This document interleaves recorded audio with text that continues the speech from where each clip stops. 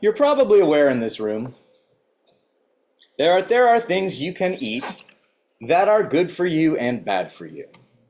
And either way, at the end of it, eating it, you will not be hungry.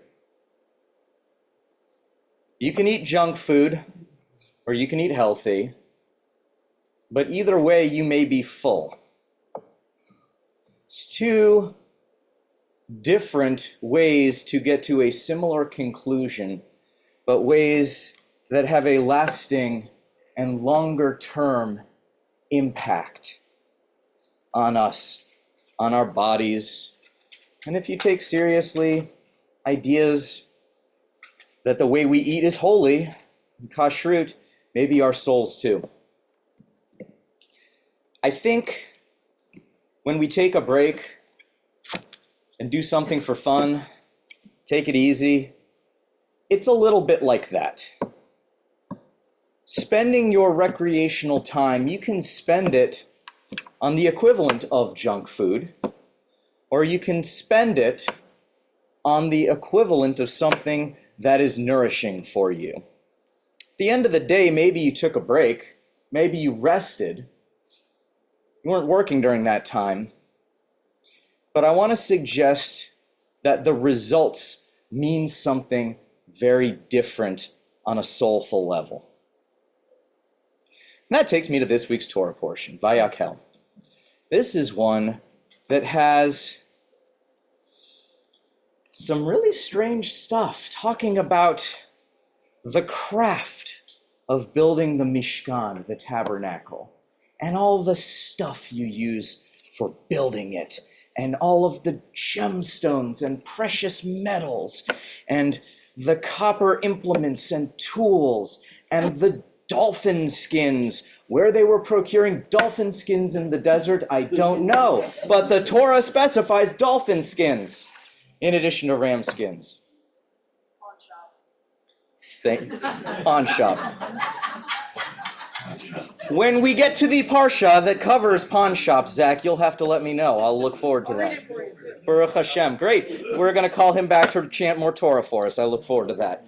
But outside of the rarity of these items, I don't think their utility is purely found in the fact that they are hard to find or easy to find or expensive or cheap or this or that or whatever.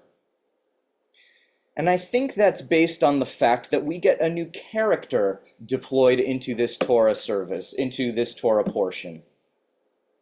We have this guy, Betzalel, who is the architect, is the designer, is the chief artisan, who is supposed to take all of these components and weave them together, metaphorically speaking, into something beautiful. Because, friends, the Mishkan, the tabernacle, is supposed to be beautiful. I want to pause there. This is the first year it's occurred to me in this way. Usually, yeah, of course, it's the God thing, the God home, the mobile God home, the people traveling around in the desert with it. Great, it's beautiful, lovely, wonderful. We make these things fancy, right? It's why we wear like fancy clothes to B'nai Mitzvah. It's why we dress up the Torah and like crowns and stuff. Fancy, fine. But this year it struck me differently. It struck me because there's art involved. This idea that somehow the Torah is commanding to go find the best artist to create the best art. It strikes me as a really interesting thing. I don't think about mitzvot, and I don't think about Torah, and I don't think about these things as usually pushing for art.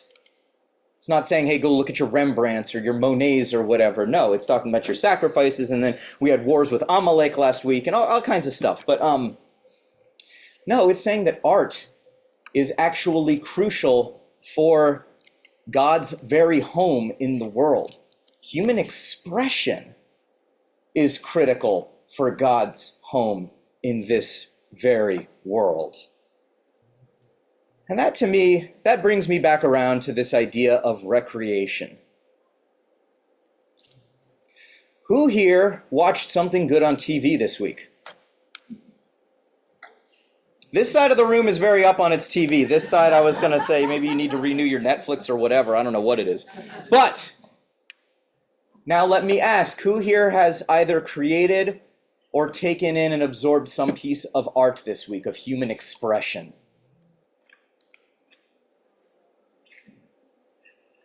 Looks like the TV crowd is also not doing a whole lot of art either. That's okay. Zach was doing some art, though. Glad to see it. I ask this because I actually think there is a qualitative difference that the Torah wants us to internalize with the fact that the God home is adorned with art.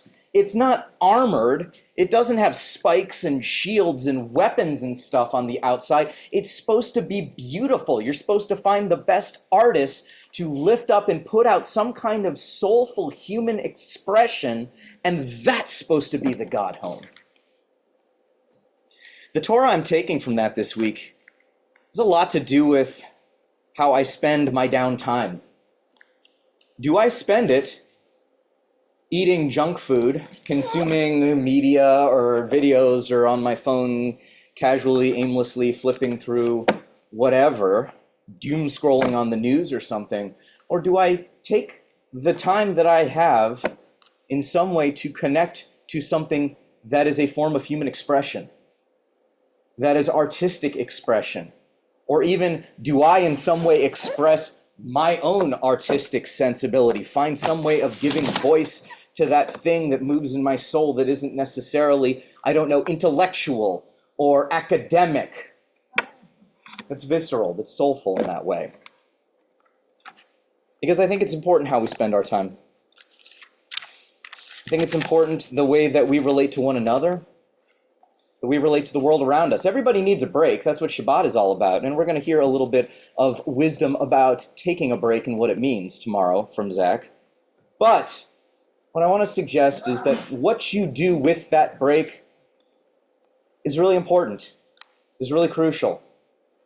I want to say it's not just the difference between eating, I don't know, the Pringles and a salad or something like that, the junk food, and something that is good and healthy for you. It's the difference between simply unplugging for a moment from work versus taking some time to elevate your soul. I want to offer that as an invitation to each and every one of you. This Shabbat, if not this week, take a few minutes to elevate your human soul with something that is artistic. For me, that's music. For you, it might be, I don't know, painting or photography, or I don't know, or even viewing or listening or taking in art of some kind. But connect to some form of soulful human expression. I think we probably need a little bit of that in our journey in the life in this world right now. That if we're going to be sustained and carried for the long haul, connecting to holiness through this means of holy human expression, through the idea that we are artistic creatures, strikes me as pretty important. There's your charge, your invitation for Shabbat. Go forth and do or take in art. Shabbat Shalom.